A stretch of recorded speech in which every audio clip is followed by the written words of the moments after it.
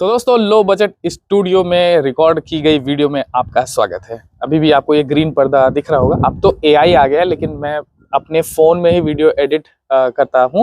Application का नाम है काइनमास्टर और उसी में ऑप्शन है ये ग्रीन पर्दा से पूरा बैकग्राउंड अभी हटेगा ऐसे।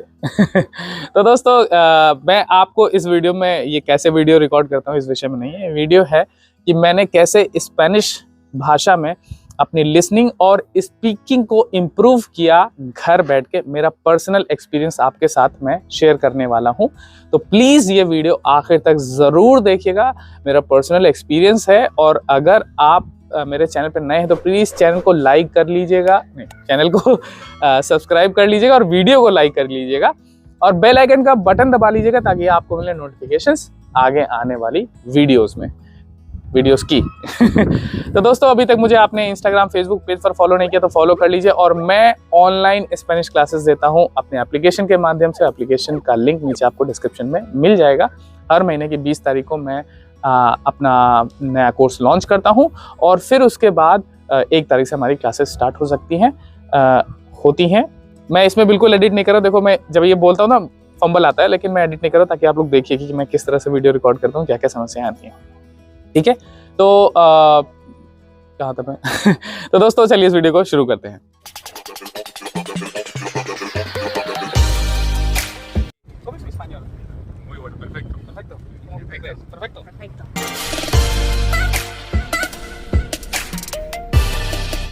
देखिए, सबसे पहले तो मुझे किसी ने फोर्स नहीं किया था स्पेनिश सीखने के लिए। ये मेरा खुद का अपना डिसीजन था स्पेनिश सीखने के लिए, क्योंकि सरकारी नौकरी की तैयारी कर रहा था और मेरे घर से बिल्कुल कोई सपोर्ट नहीं था। इतना बजट भी नहीं था कि मैं दिल्ली जाके वहाँ रह के और किसी बड़े इंस्टीट्यूट की फ़ीस दे के स्पेनिश सीखूं। तो मेरे पास एक ही ऑप्शन था कि घर बैठ के स्पेनिश सीखनी है। तो किसी भी भाषा को सीखने के लिए एक माहौल की ज़रूरत होती है। अब कैसे माहौल पैदा करें घर बैठने के? तो नंबर 1, सबसे पहले अपना एक माहौल बनाइए जिसमें आप भाषा के जो 4 स्तंभ होते हैं, लिखना, सुनना, पढ़ना, बोलना, इन चारों पे काम करिए। ठीक है, क्योंकि चारों एक दूसरे से कनेक्ट करते हैं। तो सबसे पहले जब आप स्पेनिश सीखना शुरू करते हैं तो पहले शब्दों को इकट्ठा करिए। ठीक है, शब्द कहाँ से आएंगे? कुछ पढ़ के, रीडिंग करके। तो रीडिंग कहाँ से मिलेगी? गूगल पे जाओ, डालो कि Spanish short stories for beginners, आपको बहुत सारी स्टोरीज मिल जाएंगी। ठीक है, उन स्टोरीज को मैं रीड करता था। अब रीड करता था तो मुझे कैसे मालूम कि मैं सही प्रोनाउंसिएशन कर रहा हूँ कि नहीं कर रहा हूँ? जब स्पेनिश को सही प्रोनाउंस नहीं कर पाओगे तो आगे चल के कैसे सीखोगे, कैसे बोलोगे? ठीक है, तो उसके लिए बहुत दिक्कत है। ये सबसे बड़ा डिफ़िकल्ट पार्ट था मेरे लिए कि मैं कैसे प्रोनाउंसिएशन सीखूँ। कुछ किताबें ख़रीदी थी, लेकिन उन किताबों में भी एक एक चीज़ को क्लियर नहीं बता रखा था कि स्पेन में कैसे प्रोनाउंस किया जाता है, मैक्सिको में कैसे किया जाता है, अर्जेंटीना में कैसे किया जाता है। ये अलग अलग देशों का बड़ा ही कन्फ्यूजन था।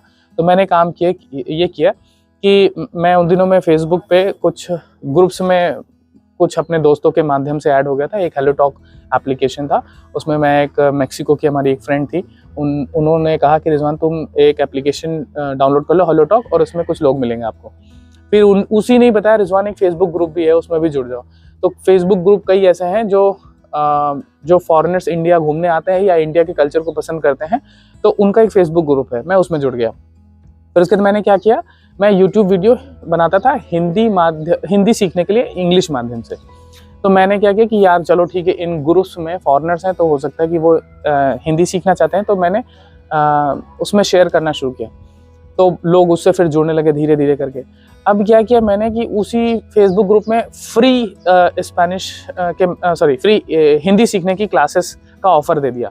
ठीक है, अब जो लोग जुड़ते थे वो कहते थे, भाई हिंदी सीखनी है और इंग्लिश माध्यम से, तो हमें तो इंग्लिश आती नहीं, तो तुम एक काम करो, या तो स्पेनिश में वीडियो बनाओ। तो संभव था। तो उन्होंने कहा एक काम करो, तुम ना सबटाइटल दे दो। तो जैसे मान लो कि मुझे सिखाना है ब्यूटीफुल यानी खूबसूरत, तो मैंने ब्यूटीफुल बगल में एरमोसो या एरमोसा लिख दिया।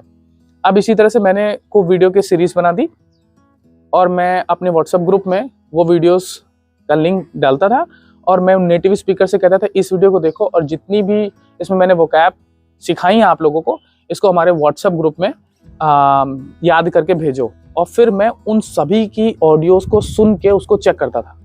अब ये सोचो कि 50-50, 60-60 लोग जब ऑडियो भेज रहे हो, उसको सुन के करेक्ट करना हो, तो एक शब्द 70 बार सुनोगे तो कैसे नहीं दिमाग में घुसेगा, ठीक है। फिर उन्हीं में से कुछ लोगों से मेरी अच्छी दोस्ती हो गई, जिनके साथ मैं अब काम कर सकता था, बात कर सकता था कॉल पे। क्योंकि देखो ऐसा ना, शुरुआत में जब आपको कोई नेटिव स्पीकर कहीं ढूंढ भी लोगे ना, कुछ दिन बात करेगा फिर वो चला जाएगा। क्यों बात चला जाएगा? क्योंकि यार गिव एंड टेक, कौन किसके लिए क्यों फ्री में बैठा हुआ है। तो मैंने सोचा कि यार उनको कुछ सिखाओ और उनसे कुछ सीखो, जिसको बोलते हैं कल्चरल एक्सचेंज या लैंग्वेज एक्सचेंज। तो उनको हिंदी सीखनी थी। मैं उनके साथ 10-10 लोगों से मैंने जैसे फ्रेंडशिप कर ली। तो मैं डेली रीडिंग करता था, उससे कुछ शब्द निकलते थे, उसको याद करता था। तो पहले उन्हीं के साथ रीडिंग करता था। अब ये भी चीज़ है, डेली एक पर्सन को आप परेशान नहीं कर सकते, ठीक है। तो मैंने 10 दोस्त बनाए, तो यार 3 को एक दिन कॉल करूंगा, 3 को एक दिन कॉल करूंगा, 3 को 2-3, इसी तरह से डिवाइड कर रखा था। इनको ऐसे ऐसे कॉल करूंगा और उनसे ज़्यादा नहीं, आधा घंटा 1 घंटा ऐसे बात करने का था मुझे। तो उनके साथ ही रीडिंग करते थे, जो नए शब्द आते थे याद करके फिर उन्हीं को सुना देते थे। तो मुझे घर बैठे ही लोग मिल गए थे जिनके साथ में मैं ऑनलाइन प्रैक्टिस कर सकता था। अब रही बात, मैंने क्या किया था कि ये तो इस तरह से हो गया कि मैंने स्पीकिंग और लिसनिंग का मामला सेट किया ऐसे, लेकिन सुनने में अभी भी बहुत प्रॉब्लम होती थी। तो होता नहीं, लोग कहते हैं नेटफ्लिक्स सीख लो, नेटफ्लिक्स रिचार्ज कराने के भी पैसे नहीं होते थे। तो यूट्यूब तो था, ठीक है, लेकिन जो आज भी जब मुझसे जब स्टूडेंट्स पूछते हैं कि सर नेटफ्लिक्स देख लें या ऐसा कर लें, मैं कहता हूँ यार देखो, वो लोग ना स्लैंग ज़्यादा यूज़ करते हैं। एज अ बिगनर स्टेज आप उसको समझ भी नहीं सकते हो। तो मेरे को कई लोगों ने सजेस्ट किया कि रिजवान ऐसा है कि तुम ना स्पेनिश के कार्टून देखो। कार्टून कौन देखता है? बच्चे। तो उसमें कौन सी स्पेनिश बोली जाएगी? बच्चों वाली, छोटी छोटी चीज़ें बोली जाएगी, ठीक है। तो उसको देखो। तो मैं कार्टून्स देखना शुरू किया। मुझे कार्टून नहीं पसंद है टॉम एंड जेरी के अलावा, लेकिन कार्टून्स देखना पसंद शुरू किया। और कार्टून्स देखता था तो उनको सुन सुन के धीरे धीरे फिर चीज़ें समझ में आती गई। फिर उसके जब मुझे, लेकिन अब बात आ गई डेली एग्ज़ाम की। तो डेली एग्ज़ाम के लिए मैं क्या करता था कि स्पॉटिफाई पे जाके फिर क्योंकि जो स्पेन की एम्बेसी में एग्ज़ाम होता है, वहाँ पे जो स्पेनिश लिसनिंग के लिए आती है वो स्पेन वाली एक्सेंट की होती है। तो क्या किया फिर मैंने यूट्यूब पे जाके कुछ स्टोरीज ढूंढी, शॉर्ट स्टोरीज ढूंढी और उसको मैंने प्रैक्टिस करना शुरू किया। लिसनिंग कार्टून जो है वो सुनना शुरू किया, ठीक है। तो धीरे धीरे आप रीडिंग करते हो, नए शब्द सीखते हो और उनके साथ स्पेन के लोगों के साथ भी दोस्ती कर लो। मैंने की कई लोगों से, और साथ ही साथ स्पेन की जो एक्सेंट वाली यूट्यूब पे स्टोरीज हैं उनको भी सुनना शुरू किया धीरे धीरे। अब धीरे धीरे मेरी प्रैक्टिस हो गई एज अ बिगिनर लेवल।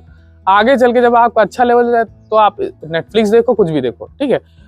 और जैसे मुझे पास की प्रैक्टिस करनी है तो मैं पास की डॉक्यूमेंट्रीज देखता था, ठीक है, और पास से रिलेटेड ही चीज़ों को प्रैक्टिस करता था। तो भाई मेरा लिखने का क्या होगा कि मैं लिख के वो क्या याद करता था। दूसरा लिसनिंग की प्रैक्टिस यूट्यूब के माध्यम से करता था और नेटिव स्पीकर के साथ प्रैक्टिस करता था, उनको सीखता था, उनको सिखाता था। तो मेरे भाषा के जो 4 स्तंभ होते हैं, लिखना, सुनना, पढ़ना, बोलना, मैंने सब पे ही काम किया, ठीक है। तो धीरे धीरे ये काम करते करते मुझे थोड़ा थोड़ा समझ में आने लगा, क्योंकि शुरुआत में नहीं आता था, क्योंकि सर दर्द होता था, वो तेज बोलते थे, बड़ी समस्या होती थी। तो प्रॉब्लम यह है कि आज की जो जनरेशन है ना, उसको प्रॉब्लम यह है कि पेशेंस नहीं है, उसको सब चीज़ जल्दी चाहिए। तो यार जल्दी सब कुछ नहीं होता, ठीक है। आपको प्रैक्टिस करनी होगी। और मैंने तो कम से कम 3 साल दिए लैंग्वेज सीखने के लिए। तो मैंने अपने एप्लीकेशन में अब तो ये किया कि 3 साल के बजाय आप 1 साल अगर लग के मेहनत कर लेते हो तो 1 साल में B1 लेवल निकाल दोगे, ठीक है। तो आप को जो चीज़ें करनी है वो पता होना चाहिए, जो नहीं करनी है वो भी पता होना चाहिए। क्योंकि मैं वही चीज़ बता रहा हूँ, शुरुआत में स्पेनिश नहीं आती, भाई नेटफ्लिक्स पे पिक्चर देख रहे हैं, नहीं आएगा। आप शुरुआत में प्रैक्टिस कर रहे हो तो शुरुआत में आप छोटे छोटे बच्चों वाले कार्टून देखो, क्योंकि आपकी स्पेनिश अभी बच्चे लेवल की है। जब आप B1 लेवल पे आ जाए तो नेटफ्लिक्स देखो या कुछ भी देखो, ठीक है। और जब आप A2 लेवल पे हो तो मैं ये रिकमेंड करूंगा, जो स्पेनिश स्पीकर्स, जो व्लॉगर हैं, उनकी वीडियोस देखो आप, ठीक है, कि वो कैसे बात करते हैं, कैसे नहीं करते हैं, ये सारी चीज़ों को आप देखो, ठीक है। तो इस तरह से स्पेनिश में आप नेटिव स्पीकर ढूंढो ताकि आप उनके साथ कन्वर्सेशन कर सको, बातचीत कर सको। रीडिंग ज़रूर करो, रीडिंग, स्पीकिंग और लिसनिंग दोनों के लिए ज़रूरी है। और लिसनिंग के लिए या तो व्लॉग देखो, बच्चों के कार्टून देखो, और जब आपका अच्छा लेवल है तब जाके आप नेटफ्लिक्स देखो, चाहे जो देखो, ठीक है।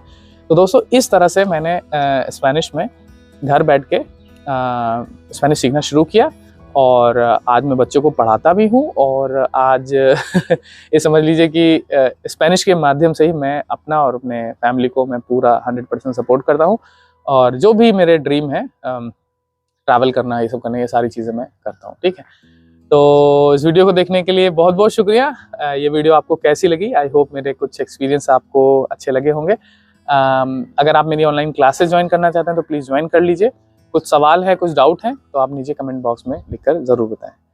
मुचas gracias, adiós, cuídate mucho, bye bye।